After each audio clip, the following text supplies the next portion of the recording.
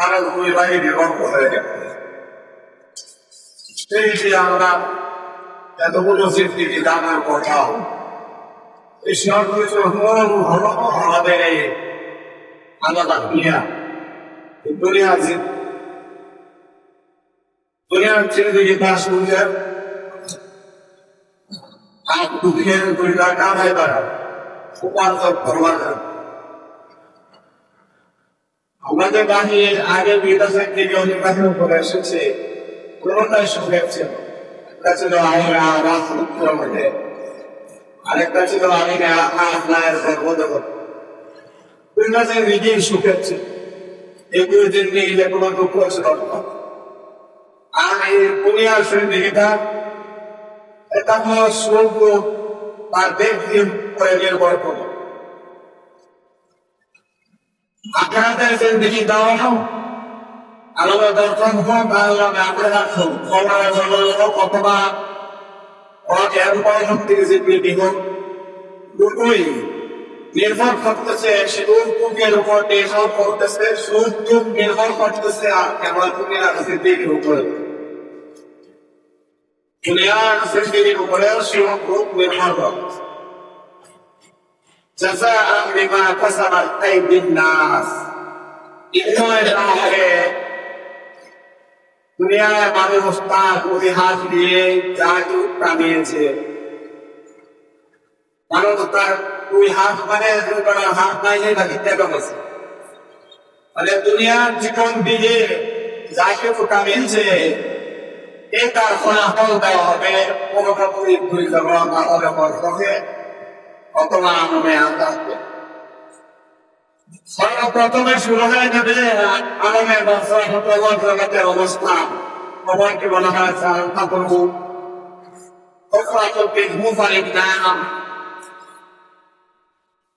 আর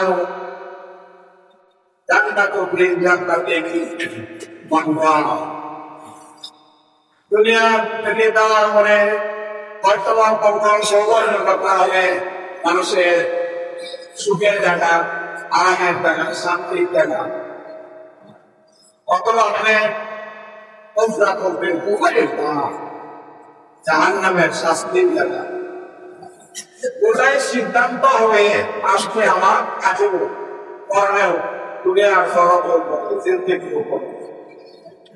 এটা তো দুনিয়ার জীবনে তাদের ভালো আলো বুদ্ধি, আমার যাতে ভালো হয়, আমার যাতে সুন্দর হয়, সে আমলের উপরে কোন গুরুত্ব দেওয়া হয়, গুরুত্ব হয়। সে আমলের মধ্যে সবচেয়ে গুরুত্বপূর্ণ হলো আল্লাহ পাকে হুকুম, ইবাদত, নামাজ, রোজা, হজ, জাকাত এগুলো। এরপর আরেকটা বিষয় যেগুলো গুরুত্ব দেওয়া হয়, যেভাবে এক কথায় বলা যাবে মানে মানবিক গুণ। মানবিক গুণ, মানবতার গুণের গুণান্বিত দিকে হতে পারে। সে মানবতার গুণটা কি? মৌলিক ভাবে মানবতার গুণ তারাই রয়েছে যিনি নাকি আল্লাহ এবং আল্লাহ রাসূলকে বিশ্বাস করে। এরপরেও যদি কারোর কাছে মানবতার গুণ থাকে তাহলে সেই গুণ দিয়ে হবে না, ওই গুণটা কাজে লাগবে যদি আল্লাহ এবং আল্লাহ রাসূলের উপরে বিশ্বাস থাকে। যেমন উদাহরণস্বরূপ একটা ব্যক্তি বলতেছিলেন, ইতালি থেকে এসে, বিদেশ থেকে এসে উনি বলতেছিলেন যে ওইখানকার মানুষের যে আচার আচরণ যদি তাদের ইমানটা শুধু থাকতো, মানে আল্লাহ এবং আল্লাহ রাসূলের উপরে বিশ্বাস যদি থাকতো, তাহলে আমরা যে একটা আমল করতেছি এই আমল যে আমরা তাদের সাথে পুরাইতে পারতাম না, তারা আমাদের আগে যদিও তাদের আমল নাই। তো আল্লাহ রাব্বুল আলামিন আপনি আমাকে ওই কুইটা ব্যবস্থাপনার করে আমরা আলোচনায় গুরুত্ব দিয়ে থাকি, এর মধ্যে বেশি গুরুত্ব দিয়ে থাকি ইবাদতের উপরে। কারণ যিনি নির্দিষ্ট ইবাদত, নামাজ, হজ, যাকাত, তিলাওয়াত এগুলোর সাথে ঈমান সম্পৃক্ত, ঈমানদার হলেই এগুলো করে, অন্যথায় করে না। আর এরকম আরো সোয়াবের কাজ ঈমান না থাকলেও হয়, একজন বলে দিয়ে টাকা দিল, সাহায্য করলো, একটা মেয়েকে এটিএমকে উঠায় দিল, যা লাগে সব থেকে স্প্রেড করে দিল। একজন ব্যক্তি বিপদে বলেছে, তার পাশে ঝাঁপিয়ে পড়লো।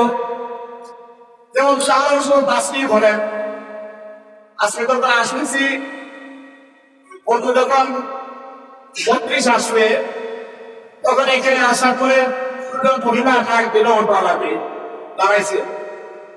দাঁড়ানোর পরে পিছন দিয়ে আরেক অটোওয়ালা দৌড়ে আসে, যাও তারা কাউকে নিতে পারবে না। ও আমার গাড়িতে উঠছিল, আমার গাড়ি থেকে নামে আসা বসে আমি বলো আমি দেবো না। আমার সাথে একজন ভদ্রলোক ছিলেন, ওনাকে ভদ্রলোকে বলবো দাবি না, উনি কি পরিমাণ আমার দেখাতের পাবো উনি করেন, কিন্তু উনি ব্যক্তি হিসাবে বলবো। উনি বলতেছে এই ব্যাপারে ফিরে আসো, কথা ওনাকে আটকাবে না, ওনাকে আটকাবে না, ওনার ব্যক্তি স্বাধীনতা আছে, যে কোনো গাড়ি দিয়ে যেতে পারে, বলে যে আমার গাড়ি খুব নামে বলবে কেন।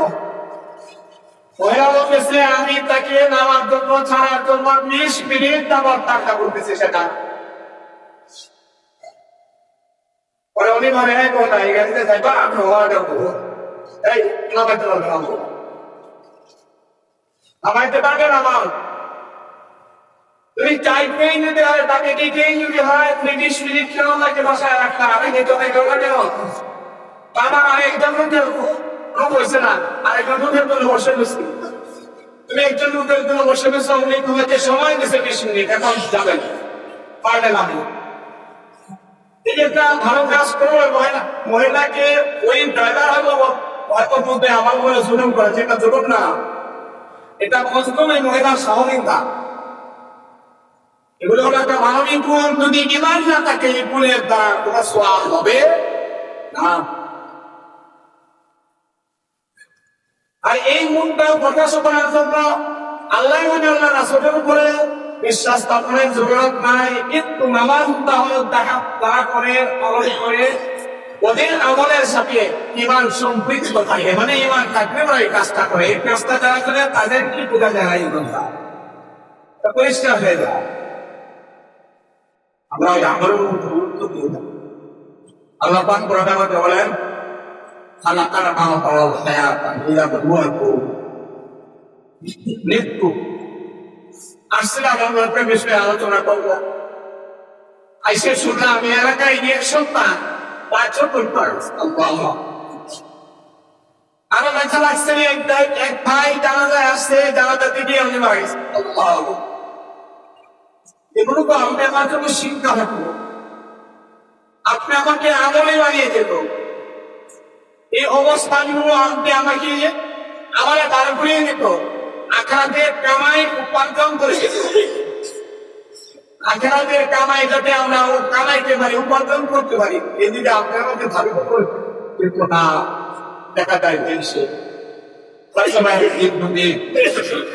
এর মধ্যে হয়তো দেখা যায় আপনারা পড়োশি বা গ্রামে তাদের মধ্যে কিছুটা করে আরো বেশি হলে তাদের বাড়ি আরেকটু কাছে, আরো বেশি হলে নাকি তার উপরটা সন্তান গোনা, তারা হয়তো কিছুদিন নামাজে আইসা দেয়, পাগল হয়ে যায় নামাজের জন্য, আর নামাজ ছাড়বো না অঙ্গীকার করে ফেলে। সেই যুবকটা এই 20 বছরের জিন্দিগিতে হয়তো একজন নামাজ পড়ে না, রোজা রাখে না, সেও সিদ্ধান্ত নিয়ে ফেলে আমার সেটা মারা গিয়েছে, আমি ওটা সন্তান, তারপর টাকা দূর করে দেয় অঙ্গীকার করে আর থাকেন। কিন্তু কই ঠিক না, পরীক্ষা করে গেছি ঠিক না। আমি আমার এরকম বিকল্প ভাইদেরকে পরীক্ষা করেছি এবং সাথে সাথে বলেছি যে ভাই দেখো কমতো না, বাবা মারা যাওয়ার পরে নামাজে আসছিল, আমি যখন বললাম নামাজ করে যদি পড়ো নাই এই তো ধরেছ আসছিল না, বলে ভাই অঙ্গীকার করলাম আর ছাড়বো না, এই যে ও নামাজ ভাই সব রেখে গেছি, ভাই তুমি কিন্তু সাইড না, আমি ছাড়বো না, ও এক সপ্তাহ আছে। অভিজ্ঞতা বলতেছি, পরীক্ষা করে বলতেছি, নামাজ আর পড়ে না। নামাজ এমন এক আমল, যে আমলটা আপনাকে আখেরাতের পথটা সুগম করে দেবে, শুভ কামনা আখেরাতকে আপনার চোখের সামনে তুলে ধরে দেবে। নামাজ অনেক আমল, যে আমল আপনাকে মারিফতের শিখরে উচ্চ শিখরে পৌঁছিয়ে দেবে। নামাজ এমন একটি গুরুত্বপূর্ণ আমল। নামাজের বেলায় বলা হয়েছে, আল্লাহ পাক বলেন, আল্লাহ রাসূল সাল্লাল্লাহু আলাইহি ওয়াসাল্লাম বলেন, উকুতুল্লাহ, তুমি আল্লাহ পাকের ইবাদত নামাজটা এভাবে করো, কাআন্নাকা তারাহু, যেন তুমি তাকে দেখতেছো, যেন তুমি তাকে দেখতেছো। ফাইন লাম তাকুন তারাহু, যদি তুমি না দেখতে পারবে না, দেখতে পারবে না, কথা বলতেই দেখতে পারবে না, শুধু তুমি কোন মনে করে একটা ধারণা নিতে পারবে